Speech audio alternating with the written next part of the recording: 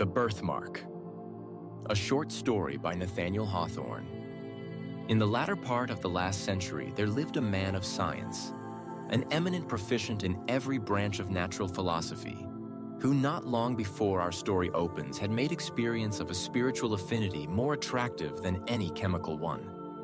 He had left his laboratory to the care of an assistant, cleared his fine countenance from the furnace smoke, washed the stain of acids from his fingers, and persuaded a beautiful woman to become his wife.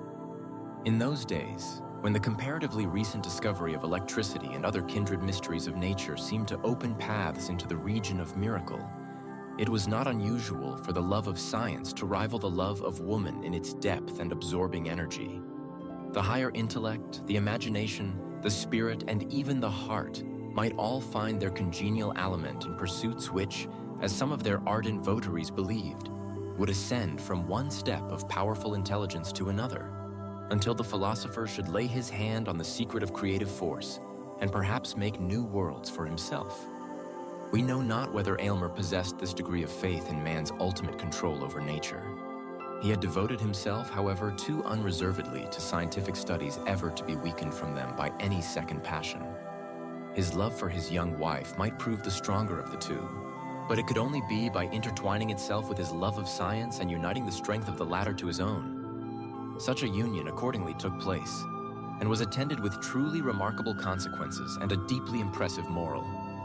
One day, very soon after their marriage, Aylmer sat gazing at his wife with a trouble in his countenance that grew stronger until he spoke. "Georgiana," said he, "has it never occurred to you that the mark upon your cheek might be removed?" "No, indeed," said she, smiling, but perceiving the seriousness of his manner, she blushed deeply. "To tell you the truth, it has been so often called a charm that I was simple enough to imagine it might be so." "Ah, upon another face, perhaps it might," replied her husband, "but never on yours. No, dearest Georgiana, you came so nearly perfect from the hand of nature that this slightest possible defect, which we hesitate whether to term a defect or a beauty, shocks me as being the visible mark of earthly imperfection." "Shocks you, my husband?" cried Georgiana, deeply hurt, at first reddening with momentary anger, but then bursting into tears.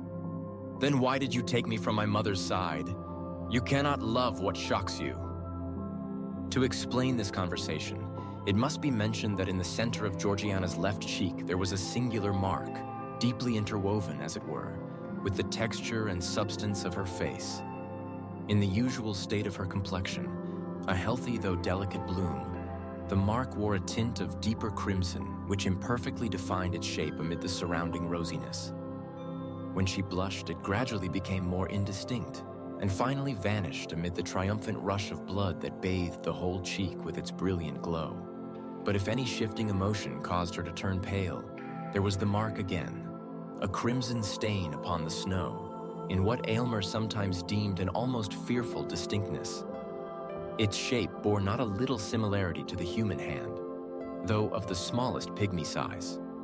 Georgiana's lovers were wont to say that some fairy at her birth hour had laid her tiny hand upon the infant's cheek, and left this impress there in token of the magic endowments that were to give her such sway over all hearts.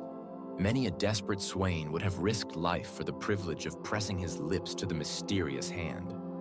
It must not be concealed, however, that the impression wrought by this fairy sign manual varied exceedingly according to the difference of temperament in the beholders. Some fastidious persons, but they were exclusively of her own sex, affirmed that the bloody hand, as they chose to call it, quite destroyed the effect of Georgiana's beauty and rendered her countenance even hideous.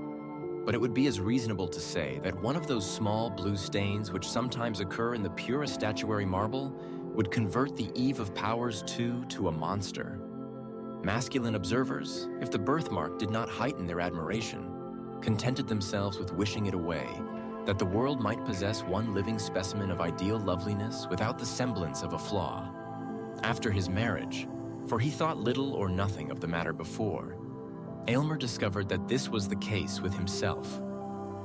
Had she been less beautiful, if envy's self could have found aught else to sneer at, he might have felt his affection heightened by the prettiness of this mimic hand, now vaguely portrayed, now lost, now stealing forth again and glimmering to and fro with every pulse of emotion that throbbed within her heart. But seeing her otherwise so perfect, he found this one defect grow more and more intolerable with every moment of their united lives. It was the fatal flaw of humanity which nature, in one shape or another, stamps ineffaceably on all her productions, either to imply that they are temporary and finite, or that their perfection must be wrought by toil and pain. The crimson hand expressed the ineludible gripe in which mortality clutches the highest and purest of earthly mold, degrading them into kindred with the lowest, and even with the very brutes, like whom their visible frames return to dust. In this manner, selecting it as the symbol of his wife's liability to sin, sorrow, decay, and death, Aylmer's somber imagination was not long in rendering the birthmark a frightful object, causing him more trouble and horror than ever Georgiana's beauty, whether of soul or sense, had given him delight.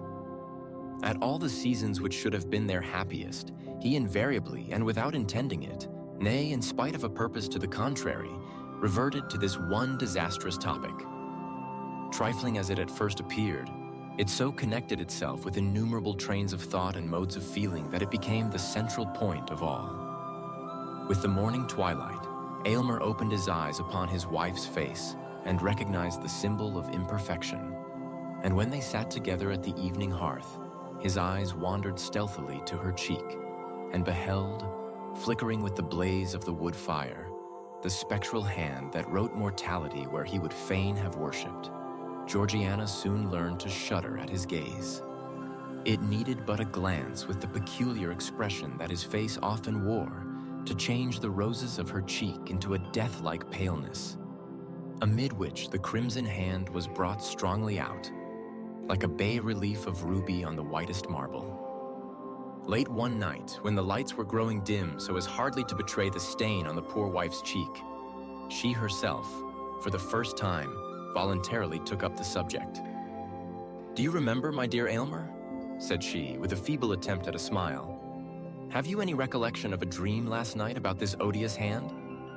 None whatever," replied Aylmer, starting, but then he added in a dry, cold tone, affected for the sake of concealing the real depth of his emotion, "I might well dream of it, for before I fell asleep, it had taken a pretty firm hold of my fancy." "And you did dream of it?" continued Georgiana hastily, for she dreaded lest a gush of tears should interrupt what she had to say. "A terrible dream. I wonder that you can forget it. Is it possible to forget this one expression? It is in her heart now. We must have it out. Reflect, my husband, for by all means I would have you recall that dream." The mind is in a sad state when sleep, the all-involving, cannot confine her specters within the dim region of her sway, but suffers them to break forth, affrighting this actual life with secrets that perchance belong to a deeper one. Aylmer now remembered his dream. He had fancied himself with his servant Aminadab attempting an operation for the removal of the birthmark, but the deeper went the knife, the deeper sank the hand, until at length its tiny grasp appeared to have caught hold of Georgiana's heart, whence, however, her husband was inexorably resolved to cut or wrench it away. When the dream had shaped itself perfectly in his memory, Aylmer sat in his wife's presence with a guilty feeling. Truth often finds its way to the mind close muffled in robes of sleep, and then speaks with uncompromising directness of matters in regard to which we practice an unconscious self-deception during our waking moments. Until now, he had not been aware of the tyrannizing influence acquired by one idea over his mind, and of the lengths which he might find in his heart to go for the sake of giving himself peace. "Aylmer," resumed Georgiana solemnly, "I know not what may be the cost to both of us to rid me of this fatal birthmark. Perhaps its removal may cause cureless deformity, or it may be the stain goes as deep as life itself. Again, do we know that there is a possibility, on any terms, of unclasping the firm gripe of this little hand which was laid upon me before I came into the world?" "Dearest Georgiana, I have spent much thought upon the subject," hastily interrupted Aylmer. "I am convinced of the perfect practicability of its removal. If there be the remotest possibility of it, continued Georgiana, let the attempt be made at whatever risk. Danger is nothing to rue, for life, while this hateful mark makes me the object of your horror and disgust. Life is a burden which I would fling down with joy. Either remove this dreadful hand or take my wretched life. You have deep science. All the world bears witness of it. You have achieved great wonders. Cannot you remove this little mark, which I cover with the tips of 2 small fingers? Is this beyond your power, for the sake of your own peace, and to save your poor wife from madness? Noblest, dearest, tenderest wife, cried Aylmer rapturously, doubt not my power. I have already given this matter the deepest thought which might almost have enlightened me to create a being less perfect than yourself. Georgiana, you have led me deeper than ever into the heart of science. I feel myself fully competent to render this dear cheek as faultless as its fellow. And then, most beloved, what will be my triumph when I shall have corrected what nature left imperfect in her fairest work? Even Pygmalion III, when his sculptured woman assumed life, felt not greater ecstasy than mine will be. It is resolved then, said Georgiana, faintly smiling. And Aylmer, spare me not, though you should find the birthmark take refuge in my heart at last. Her husband tenderly kissed her cheek, her right cheek, not that which bore the impress of the crimson hand. The next day, Aylmer apprised his wife of a plan that he had formed whereby he might have opportunity for the intense thought and constant watchfulness which the proposed operation would require, while Georgiana likewise would enjoy the perfect repose essential to its success. They were to seclude themselves in the extensive apartments occupied by Aylmer as a laboratory, and where, during his toilsome youth, he had made discoveries in the elemental powers of nature that had roused the admiration of all the learned societies in Europe. Seated calmly in this laboratory, the pale philosopher had investigated the secrets of the highest cloud region and of the profoundest minds. He had satisfied himself of the causes that kindled and kept alive the fires of the volcano, and had explained the mystery of fountains, and how it is that they gush forth, some so bright and pure, and others with such rich medicinal virtues, from the dark bosom of the earth. Here, too, at an earlier period, he had studied the wonders of the human frame, and attempted to fathom the very process by which nature assimilates all her precious influences from earth and air, and from the spiritual world, to create and foster man, her masterpiece. The latter pursuit, however, Aylmer had long laid aside in unwilling recognition of the truth, against which all seekers sooner or later stumble, that our great creative mother, while she amuses us with apparently working in the broadest sunshine, is yet severely careful to keep her own secrets, and in spite of her pretended openness, shows us nothing but results. She permits us indeed to mar, but seldom to mend, and like a jealous patentee, on no account to make. Now, however, Aylmer resumed these half-forgotten investigations, not of course with such hopes or wishes as first suggested them, but because they involved much physiological truth and lay in the path of his proposed scheme for the treatment of Georgiana. As he led her over the threshold of the laboratory, Georgiana was cold and tremulous. Aylmer looked cheerfully into her face with intent to reassure her, but was so startled with the intense glow of the birthmark upon the whiteness of her cheek that he could not restrain a strong convulsive shudder. His wife fainted. "I'm in a dab! I'm in a dab!" shouted Aylmer, stamping violently on the floor. Forthwith there issued from an inner apartment a man of low stature, but bulky frame, with shaggy hair hanging about his visage, which was grimed with the vapors of the furnace. This personage had been Aylmer's underworker during his whole scientific career, and was admirably fitted for that office by his great mechanical readiness, and the skill with which, while incapable of comprehending a single principle, he executed all the details of his master's experiments. With his vast strength, his shaggy hair, his smoky aspect, and the indescribable earthiness that encrusted him, he seemed to represent man's physical nature. While Aylmer's slender figure and pale intellectual face were no less apt a type of the spiritual element. "Throw open the door of the boudoir, Aminadab," said Aylmer, "and burn a pastel." "Yes, master," answered Aminadab, looking intently at the lifeless form of Georgiana, and then he muttered to himself, "If she were my wife, I'd never part with that birthmark." When Georgiana recovered consciousness, she found herself breathing an atmosphere of penetrating fragrance, the gentle potency of which had recalled her from her death-like faintness. The scene around her looked like enchantment. Aylmer had converted those smoky, dingy, somber rooms, where he had spent his brightest years in recondite 4 pursuits, into a series of beautiful apartments not unfit to be the secluded abode of a lovely woman. The walls were hung with gorgeous curtains, which imparted the combination of grandeur and grace that no other species of adornment can achieve. And as they fell from the ceiling to the floor, their rich and ponderous folds, concealing all angles and straight lines, appeared to shut in the scene from infinite space. For aught Georgiana knew, it might be a pavilion among the clouds, and Aylmer, excluding the sunshine, which would have interfered with his chemical processes, had supplied its place with perfumed lamps, emitting flames of various hue, but all uniting in a soft, impurpled radiance.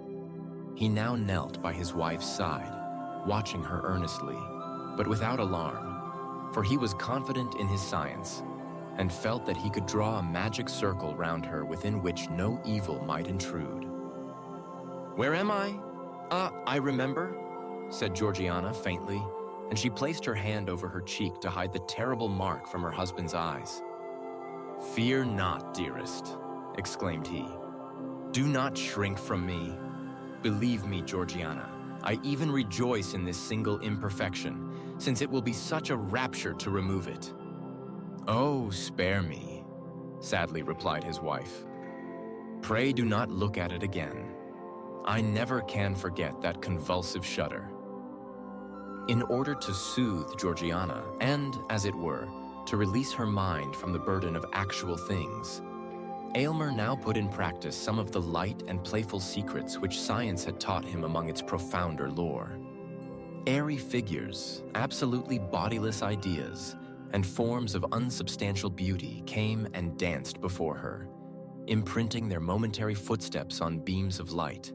Though she had some indistinct idea of the method of these optical phenomena, still the illusion was almost perfect enough to warrant the belief that her husband possessed sway over the spiritual world. Then again, when she felt a wish to look forth from her seclusion, immediately, as if her thoughts were answered, the procession of external existence flitted across a screen. The scenery and the figures of actual life were perfectly represented, but with that bewitching yet indescribable difference which always makes a picture, an image, or a shadow so much more attractive than the original. When wearied of this, Aylmer bade her cast her eyes upon a vessel containing a quantity of earth.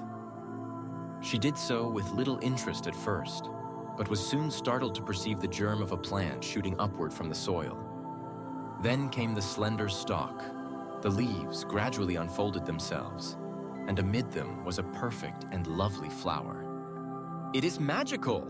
cried Georgiana. "I dare not touch it." "Nay, pluck it," answered Aylmer. "Pluck it and inhale its brief perfume while you may. The flower will wither in a few moments and leave nothing save its brown seed vessels, but thence may be perpetuated a race as ephemeral as itself." But Georgiana had no sooner touched the flower than the whole plant suffered a blight, its leaves turning coal black as if by the agency of fire. "There was too powerful a stimulus," said Aylmer thoughtfully. To make up for this abortive experiment, he proposed to take her portrait by a scientific process of his own invention. It was to be effected by rays of light striking upon a polished plate of metal. Georgiana assented, but on looking at the result, was affrighted to find the features of the portrait blurred and indefinable, while the minute figure of a hand appeared where the cheek should have been. Aylmer snatched the metallic plate and threw it into a jar of corrosive 5-acid. Soon, however, he forgot these mortifying failures. In the intervals of study and chemical experiment, he came to her flushed and exhausted, but seemed invigorated by her presence, and spoke in glowing language of the resources of his art.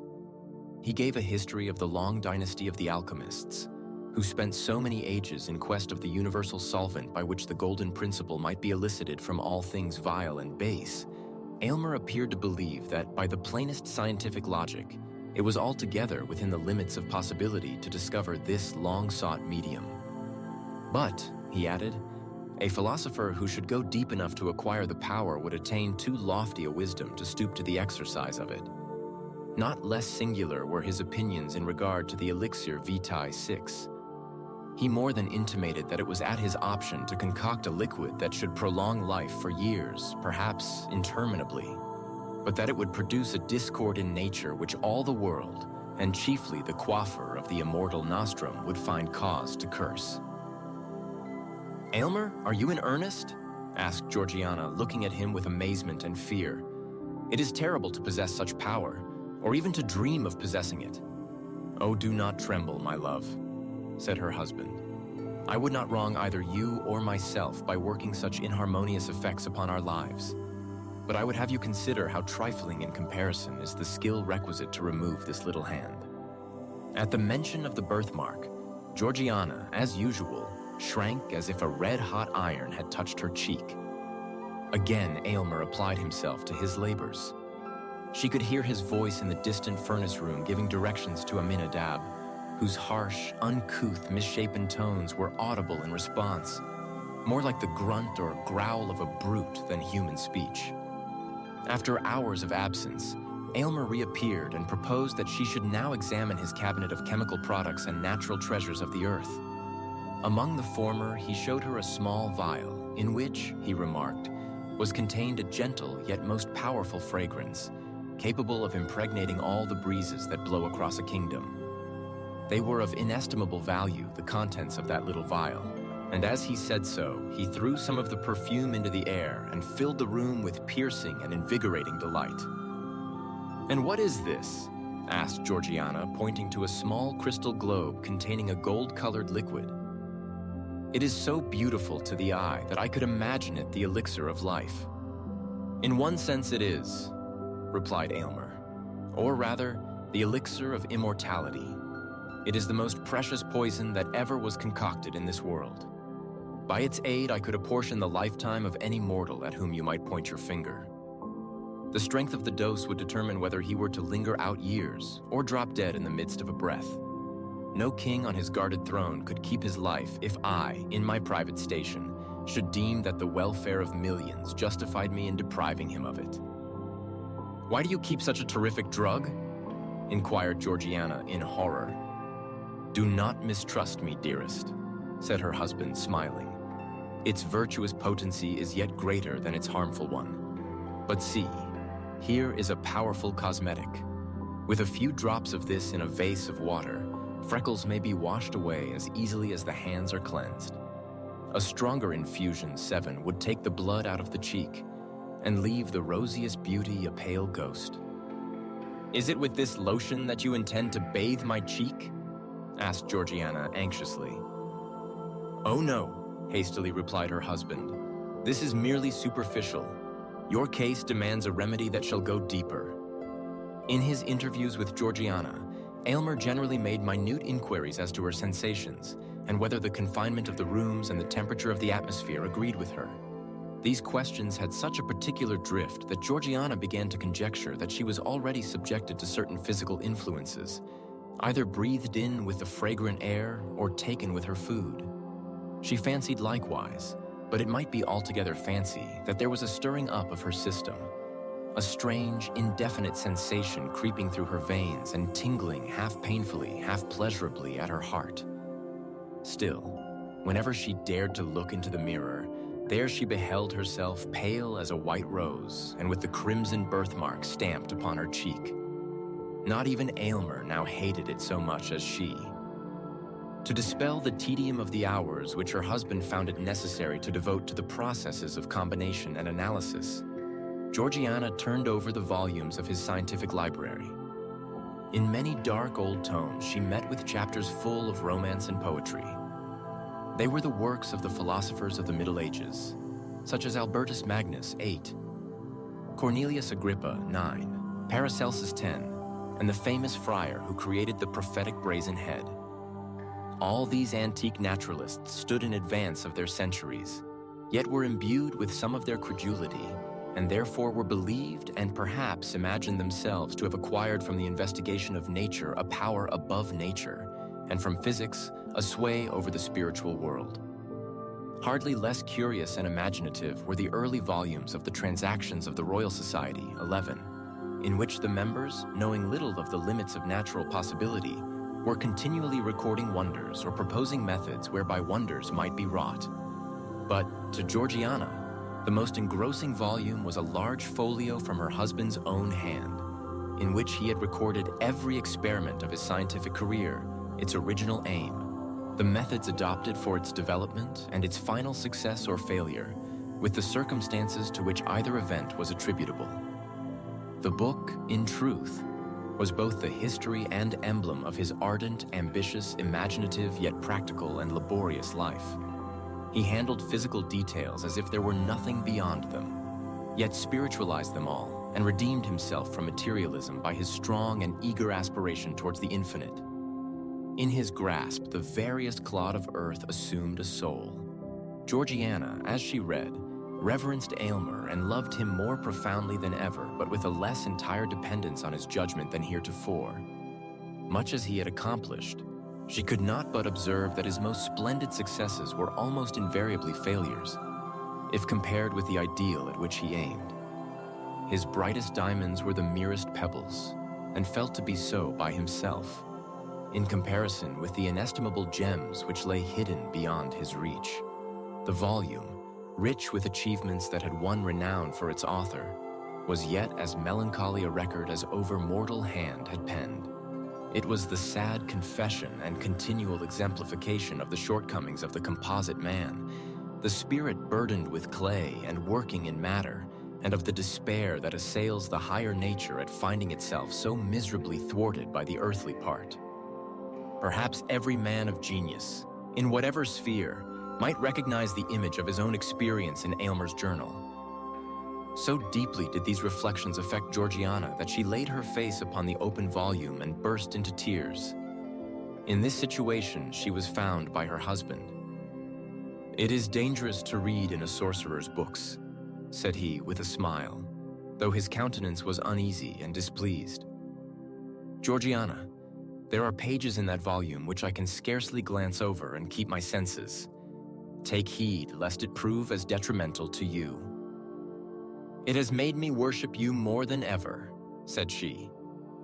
"Ah, wait for this one success," rejoined he. "Then worship me if you will. I shall deem myself hardly unworthy of it.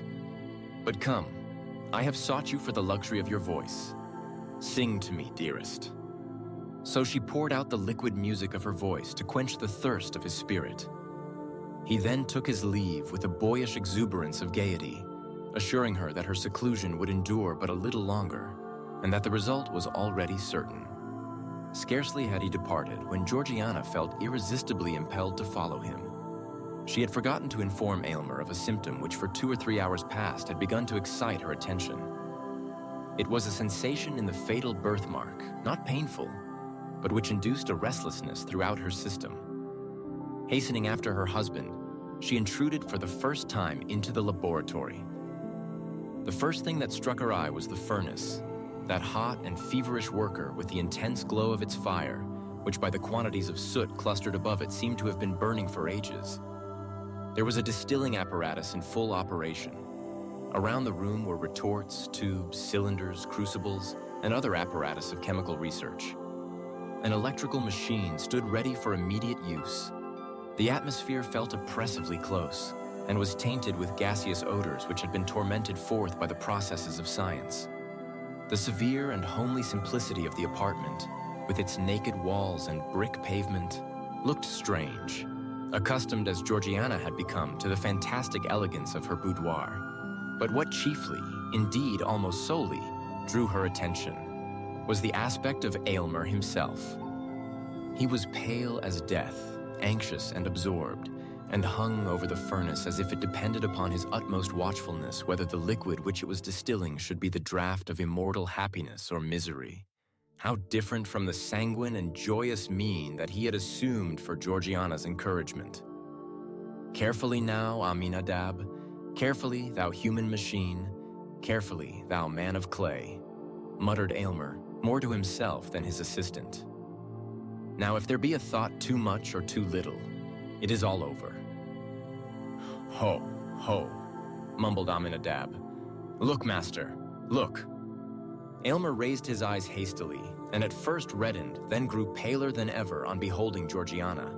He rushed towards her and seized her arm with a gripe that left the print of his fingers upon it. Why do you come thither? Have you no trust in your husband? Cried he impetuously. Would you throw the blight of that fatal birthmark over my labors? It is not well done. Go, prying woman, go. Nay, Aylmer, said Georgiana with the firmness of which she possessed no stinted endowment.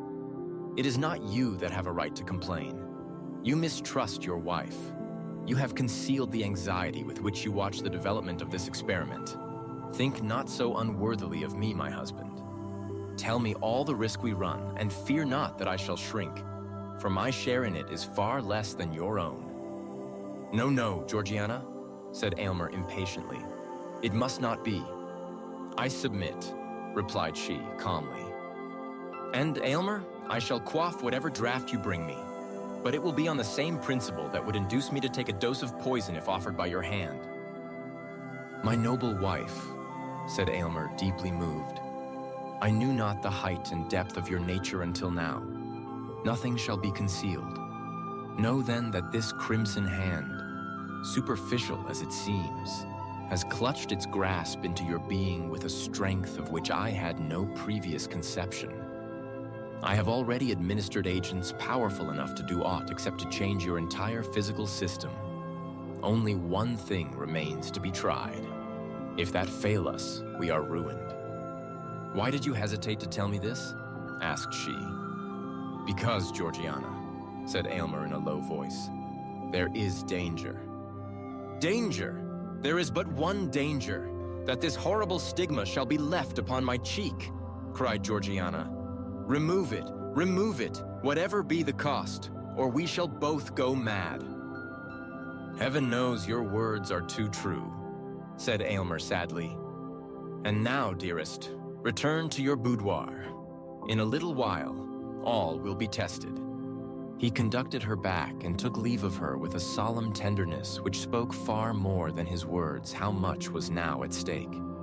After his departure, Georgiana became wrapped in musings. She considered the character of Aylmer and did it completer justice than at any previous moment.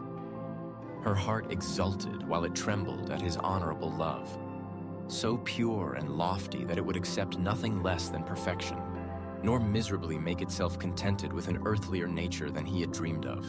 She felt how much more precious was such a sentiment than that meaner kind which would have borne with the imperfection for her sake, and have been guilty of treason to holy love by degrading its perfect idea to the level of the actual. And with her whole spirit she prayed that, for a single moment, she might satisfy his highest and deepest conception. Longer than one moment she well knew it could not be, for his spirit was ever on the march, ever ascending, and each instant required something that was beyond the scope of the instant before. The sound of her husband's footsteps aroused her. He bore a crystal goblet containing a liquor colorless as water, but bright enough to be the draught of immortality. Aylmer was pale, but it seemed rather the consequence of a highly wrought state of mind and tension of spirit than of fear or doubt. The concoction of the draught has been perfect, said he in answer to Georgiana's look. Unless all my science have deceived me, it cannot fail. Save on your account, my dearest Aylmer, observed his wife. I might wish to put off this birthmark of mortality by relinquishing mortality itself in preference to any other mode. Life is but a sad possession to those who have attained precisely the degree of moral advancement at which I stand. Were I weaker and blinder, it might be happiness. Were I stronger, it might be endured hopefully. But being what I find myself, methinks I am of all mortals the most fit to die. You are fit for heaven without tasting death, replied her husband. But why do we speak of dying? The draught cannot fail. Behold its effect upon this plant." On the window seat, there stood a geranium diseased with yellow blotches, which had overspread all its leaves. Aylmer poured a small quantity of the liquid upon the soil in which it grew. In a little time, when the roots of the plant had taken up the moisture, the unsightly blotches began to be extinguished in a living verdure. "There needed no proof," said Georgiana quietly. "Give me the goblet. I joyfully stake all upon your word." "Drink then, thou lofty creature," exclaimed Aylmer with fervid admiration. "There is no taint of imperfection on thy spirit. Thy sensible frame, too, shall soon be all perfect." She quaffed the liquid and returned the goblet to his hand. "It is grateful," said she with a placid smile. "Methinks it is like water from a heavenly fountain, for it contains I know not what of unobtrusive fragrance and deliciousness. It all lays a feverish thirst that had parched me for many days. Now, dearest, let me sleep. My earthly senses are closing over my spirit like the leaves around the heart of a rose at sunset." She spoke the last words with a gentle reluctance, as if it required almost more energy than she could command to pronounce the faint and lingering syllables. Scarcely had they loitered through her lips ere she was lost in slumber. Aylmer sat by her side, watching her aspect with the emotions proper to a man, the whole value of whose existence was involved in the process now to be tested. Mingled with this mood, however, was the philosophic investigation characteristic of the man of science. Not the minutest symptom escaped him. A heightened flush of the cheek, a slight irregularity of breath, a quiver of the eyelid, a hardly perceptible tremor through the frame. Such were the details which, as the moments passed, he wrote down in his folio volume. Intense thought had set its stamp upon every previous page of that volume. But the thoughts of years were all concentrated upon the last. While thus employed, he failed not to gaze often at the fatal hand, and not without a shudder. Yet once, by a strange and unaccountable impulse, he pressed it with his lips. His spirit recoiled, however, in the very act, and Georgiana, out of the midst of her deep sleep, moved uneasily and murmured as if in remonstrance. Again Aylmer resumed his watch, nor was it without avail. The crimson hand, which at first had been strongly visible upon the marble paleness of Georgiana's cheek, now grew more faintly outlined. She remained not less pale than ever, but the birthmark, with every breath that came and went, lost somewhat of its former distinctness. Its presence had been awful. Its departure was more awful still. Watch the stain of the rainbow fading out of the sky, and you will know how that mysterious symbol passed away. "By heaven, it is well nigh gone," said Aylmer to himself, in almost irrepressible ecstasy. "I can scarcely trace it now. Success, success. And now it is like the faintest rose color. The lightest flush of blood across her cheek would overcome it. But she is so pale." He drew aside the window curtain and suffered the light of natural day to fall into the room and rest upon her cheek. At the same time, he heard a gross, hoarse chuckle, which he had long known as his servant Aminadab's expression of delight. "Ah, clod, ah, earthly mass," cried Aylmer, laughing in a sort of frenzy. "You have served me well. Matter and spirit, earth and heaven, have both done their part in this. Laugh, thing of the senses. You have earned the right to laugh." These exclamations broke Georgiana's sleep. She slowly unclosed her eyes and gazed into the mirror which her husband had arranged for that purpose. A faint smile flitted over her lips when she recognized how barely perceptible was now that crimson hand which had once blazed forth with such disastrous brilliancy as to scare away all their happiness. But then her eyes sought Aylmer's face with a trouble and anxiety that he could by no means account for. "My poor Aylmer," murmured she. "Poor, nay, richest, happiest, most favored," exclaimed he. "My peerless bride, it is successful. You are perfect." "My poor Aylmer," she repeated, with a more than human tenderness. "You have aimed loftily. You have done nobly. Do not repent that, with so high and pure a feeling, you have rejected the best the earth could offer. Aylmer, dearest Aylmer, I am dying. Alas, it was too true. The fatal hand had grappled with the mystery of life, and was the bond by which an angelic spirit kept itself in union with a mortal frame. As the last crimson tint of the birthmark, that sole token of human imperfection, faded from her cheek, the parting breath of the now perfect woman passed into the atmosphere, and her soul, lingering a moment near her husband, took its heavenward flight. Then a hoarse, chuckling laugh was heard again. Thus ever does the gross fatality of earth exult in its invariable triumph over the immortal essence which, in this dim sphere of half-development, demands the completeness of a higher state. Yet, had Aylmer reached a profounder wisdom, he need not thus have flung away the happiness which would have woven his mortal life of the selfsame texture with the celestial. The momentary circumstance was too strong for him. He failed to look beyond the shadowy scope of time, and living once for all in eternity, to find the perfect future in the present.